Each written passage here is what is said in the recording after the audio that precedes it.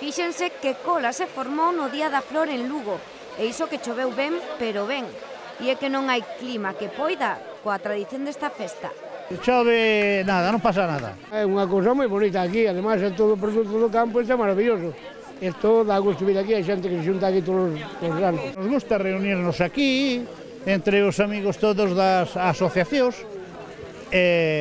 charlarmos un pouco como estábamos este amigo e eu agora, e iso é o que nos trae aquí. Xa o ven, numerosos lucenses acudiron como a cada ano ata o rato para recoller a súa flor e planta que xa teñen o seu destino. O tomillo levareino para a miña horta. Plantareino aí na horta e as flores van nun xarrón onde se vexan ben. Tengo unha terraza moi grande onde ponerla. Unha horta. E isto nun jarrón, claro. Se veño cunha amiga, e esta señora igual viene cunha amiga que tiene aquí un huerto. Entonces aprovechamos, oyes. En cifras, repartíronse 300 tomillos e un pequeno ramillo de flores, todos cedidos polos veciños dos hortos situados na zona do Rato e da Ponte Romario. Temos, entre outras cousas, casi 400 hortos que se crearon no ano 2006 e que foron unha experiencia pionera para toda España. Copiounos Coruña, Santiago, Orense. Lugo foi a terceira provincia de toda España, despois de Madrid e Barcelona, que puxo en práctica esta experiencia. Unha experiencia da Federación de Veciños e a Deputación de Lugo para que de xeito gratuito os veciños puideran cultivar os seus produtos sen ter que sair da cidade.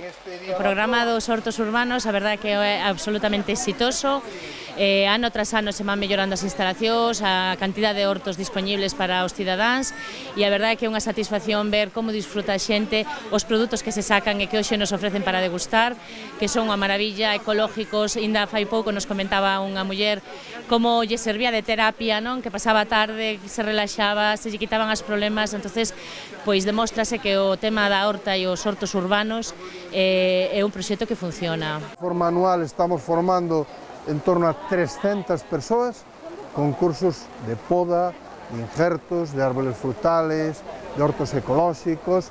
Pero os hortos de Lugo son tan espléndidos que, ademais de alegrar a vista, contentan o apetito.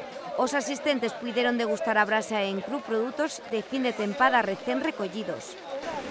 Tomate, berenjena, pimento de padrón, e no pincho, pois mazá, mandarina. A min gustame todo.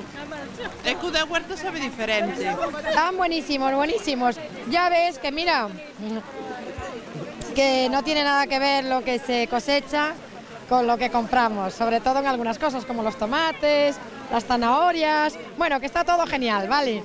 Porque que mellor satisfacción pode haber que disfrutar do que plantaches coas propias mans e viches crecer. Estou. Teño unha hortiña aí abaixo, collo produtos naturales, sin nada de abono artificial, nada, todo natural. Gusta mucho al comerlos porque sabes que aquello lo trabajaste, que no lleva ninguna química, muy bien, muy bien. Non é de extrañar, polo tanto, que esta carpa estea abarrotada, caian los tregos e tronos.